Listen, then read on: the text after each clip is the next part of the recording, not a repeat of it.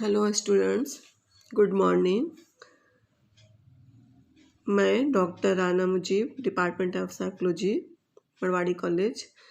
आज class 11th के class में आपका स्वागत है। आज चैप्टर नंबर 4 से ही हम लोग वृद्धावस्था स्टार्ट करने जा रहे हैं।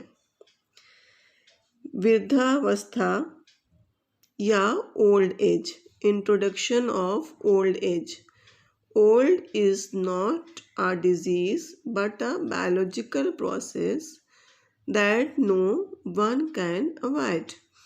A little care and caution will prevent or delay disabilities. With proper care, everyone can enjoy long run healthy aging. As age advances, several chronic diseases affect our health. Many of these, like obesity, hypertension, and diabetes, are diet related and hence can be controlled and even prevented by modifying our diet. यहाँ क्या है? वृद्धावस्था जो मानव जीवन के विकास का अंतिम अवस्था होता है, इसके लिए कहा जाता है कि वृद्धावस्था मानव जीवन की एक अंतिम अवस्था है। सेवानिवृत्त से प्रारंभ होकर मृत्यु तक की अवस्था को वृद्धावस्था माना गया है। यहाँ क्या है कि जब एक व्यक्ति रिटायर हो जाता है, सेवा से बरी हो जाता है, तो उससे ओल्ड एज की शुरुआत मानी जाती है और यह अवस्था मृत्यु तक की होती है। लेकिन जब हम यह देखते हैं कि सेवानिवृत्त की जो आयु है वह विभिन्न नौकरियों में अलग अलग होती है, इसलिए वृद्धावस्था का प्रारंभ किस आयु से होता है यह कहना मुश्किल है। फिर भी सामान्य तौर पे 60 ईयर्स से अधिक के आयु वर्ग को वृद्धावस्था माना जाता है। जब हम सर्वे करते हैं तब हम देखते हैं कि जो लोग 60 ईयर्स से ज़्यादा के होते हैं उनको बूढ़ा कहा जाता है, और इस आयु में आने के बाद एक बूढ़े व्यक्ति को, एक वृद्ध व्यक्ति को हर तरह के उत्तरदायित्वों से मुक्ति मिल जाती है, चाहे वो एक पारिवारिक उत्तरदायित्व हो, चाहे वो एक प्रोफेशनल उत्तरदायित्व हो। वृद्ध व्यक्ति अपने व्यावसायिक जीवन से भी आज़ाद हो जाता है। इस तरह पूरी तरह से जब वो आज़ाद हो जाता है तो उसके सामने बहुत सारी समस्याएं आ जाती हैं। वह समस्याएं शारीरिक रूप से भी होती हैं, मानसिक रूप से भी होती हैं। जैसे शारीरिक एवं मानसिक क्षमताओं में ह्रास। शारीरिक और मानसिक क्षमता जो एबिलिटी होती है उसमें क्या होता है? कमी आ जाती है। नंबर 2 क्या है? शारीरिक अस्वस्थता एवं बीमारी। शारीरिक रूप से एक व्यक्ति अस्वस्थ हो जाता है, वह बीमार रहने लगता है। नंबर 3 आर्थिक समस्या एवं निर्भरता। जब एक व्यक्ति की नौकरी नहीं रहती है तब वो आर्थिक रूप से भी कमज़ोर हो जाता है, अपनी फैमिली के दूसरे मेंबर्स पे डिपेंडेंट हो जाता है। ये एक सबसे बड़ी समस्या ओल्ड एज में होती है। नंबर 4 अकेलापन एवं असुरक्षा की भावना। वह अकेलापन महसूस करता है, अकेला हो जाता है। हर व्यक्ति अपने काम में बिजी रहता है, इसलिए ज़्यादा उसे ख़राब लगता है और अंदर से उसे असुरक्षा की भावना का अनुभव होता है। 5th क्या है? परिवार के सदस्यों विशेषकर संतानों द्वारा उपेक्षा और इससे उत्पन्न मानसिक क्लेश, डिप्रेशन एवं चिंता। आप ऐसे भी अपने अड़ोस पड़ोस में या अपने घर में भी देखती होंगी कि जब दादा बूढ़े होते हैं या फादर बूढ़े हो जाते हैं, तब क्या होता है कि परिवार के सदस्यों को जहाँ उनकी तरफ ख़ास ध्यान देने की ज़रूरत होती है, वह उस पर ख़ास ध्यान नहीं दे करके उनको इग्नोर करते हैं, जिसकी वजह से उनमें मानसिक क्लेश, डिप्रेशन, चिंता, कुंठा आदि मानसिक विकार उत्पन्न होने की संभावना बढ़ जाती है। नंबर 6, मृत्यु का भय। और एज आने पर एक व्यक्ति के अंदर हमेशा यह डर बना होता है कि अब वह मर जाएगा, अब उसकी मृत्यु हो जाएगी। ये सारी चीज़ें एक वृद्धावस्था की मुख्य समस्याएं होती हैं। वृद्ध व्यक्ति कमजोरी, अस्वस्थता तथा असुरक्षा के कारण अपनी देख रेख के लिए दूसरों पर निर्भर रहते हैं। इस तरह से शारीरिक रूप से भी एक बूढ़ा व्यक्ति अस्वस्थ हो जाता है, कमज़ोर हो जाता है। उसके कारण भी वह अपने अंदर एक असुरक्षा की भावना का अनुभव करता है और पूरी तरह से दूसरे पर डिपेंड हो जाता है। इसलिए विभिन्न संस्कृतियों में बूढ़े लोगों को सेटिस्फाइड करने के लिए कई उपाय किए जाते हैं। संयुक्त राष्ट्र और अन्य विश्व संगठनों ने समय समय पर टाइम टू टाइम पर वृद्ध वर्ष के आयोजन तथा वरीय नागरिकों को विशेष सुविधाएं देने की अनुशंसा करता रहता है। परिणाम स्वरूप भारत में भी वृद्धावस्था पेंशन के साथ साथ स्वास्थ्य तथा यात्रा संबंधी विशेष सुविधाएं वरीय नागरिकों को दी गई हैं। परिवारों में उन्हें प्रतिष्ठित स्थान दिलाने के लिए भी प्रयास होते रहते हैं।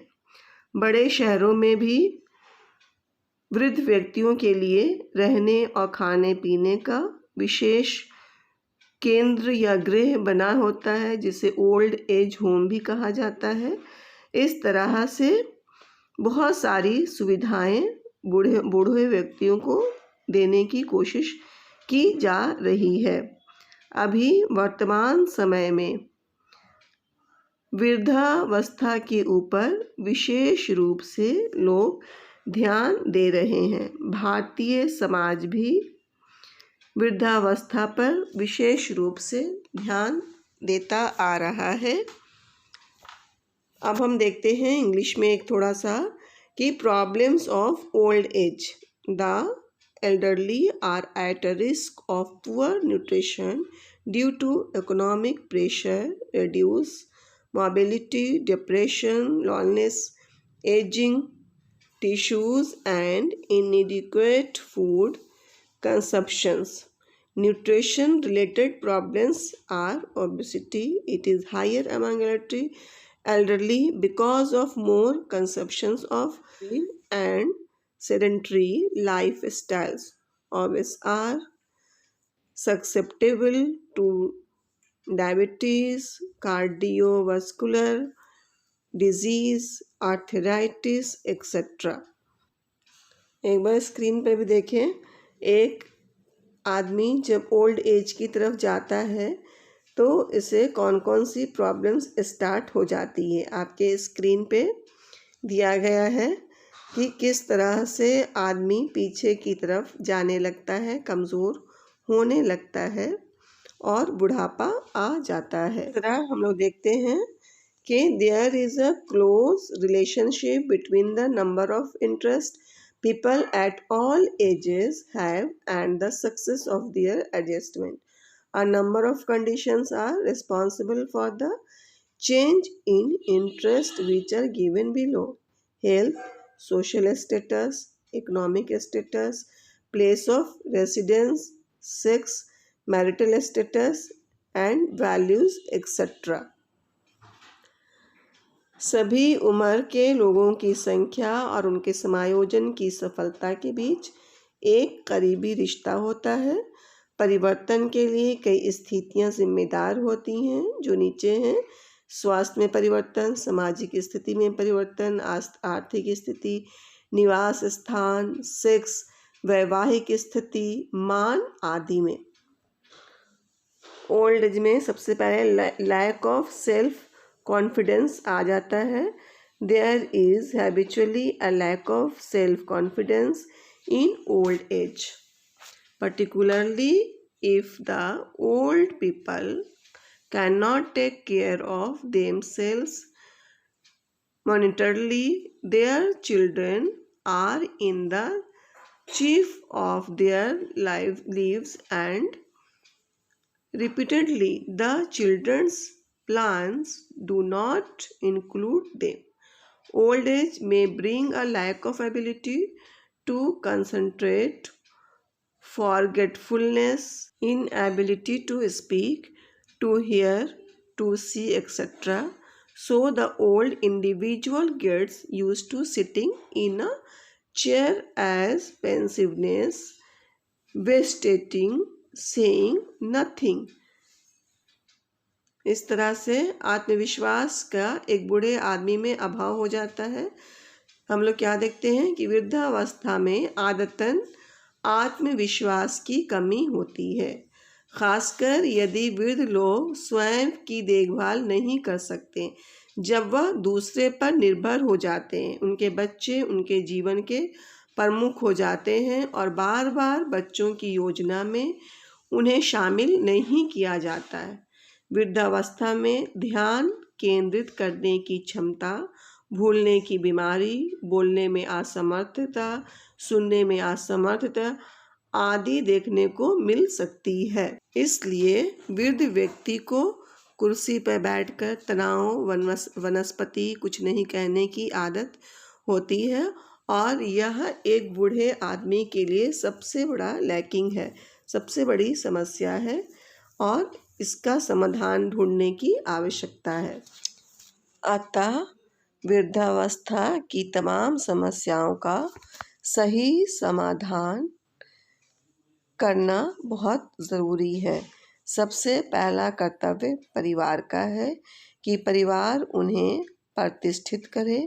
परिवार के सदस्यों, विशेषकर उनकी संतानों को सदैव यह याद रखना चाहिए कि उनके माता पिता ने उनके लिए अपने सुखों को त्याग कर अनेक कष्ट उठाए हैं और बहुत अरमान से उनकी परवरिश की है।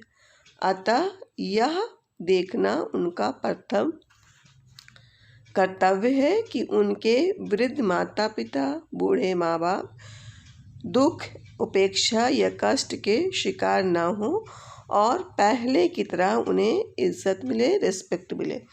गवर्नमेंट भी बहुत सारी सुविधाएं दे रही है। Old age social and income security है। The ministry has also launched a project called Old Age Social and Income Security. The first report of the committee and the existing income security instruments available to older persons have been comprehensively examined. The recommendation of the committee are being examined by the Ministry of Finance for further action. Meanwhile, phase 2 of the project is looking at the pension and gratuity schemes of the central government at old age pension provided under National Social Assistance Program. Okay, government भी बहुत सारी facilities old age वालों को दे रही है, security दे रही है। इस तरह से मंत्रालय के द्वारा बहुत सारे कार्य किए जा रहे हैं। उसके अलावा भी अदर पॉलिसीज़ हैं, जैसे अन्नपूर्णा पेंशन और परिवार पेंशन, आयकर छूट आदि। इस तरह से हम देखते हैं कि सीनियर सिटीज़नशिप का इंडिया में कॉन्स्टिट्यूशनल राइट भी है, उनको बेनिफिट भी दिया गया है, जो आपके स्क्रीन पे है। इंडियन कल्चर में, भारतीय संस्कृति में माता पिता को ईश्वर के समान माना गया है। इसलिए इनकी पूजा और इनकी इबादत करना उनको सर्वश्रेष्ठ माना गया है। इस तरह एक वृद्ध व्यक्ति को बहुत अच्छे तरह से रखना चाहिए।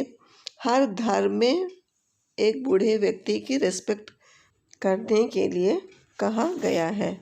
इस तरह से अगर बूढ़े आदमी को खुशहाल रखना है तो मिलजुल कर उनके साथ उन्हें इज्जत देकर उन्हें समय देना चाहिए। वृद्ध व्यक्ति अपने सहज प्रेम और विशाल अनुभव तथा ज्ञान को जितना ज़्यादा बच्चों में देंगे, बच्चों को बताएंगे, अन्य लोगों के बीच बांटेंगे, उनका जीवन उतना ही अधिक आनंदमय होगा। इस तरह आज का क्लास यहीं तक, आपका ओल्ड एज कंप्लीट हो गया। Thank you.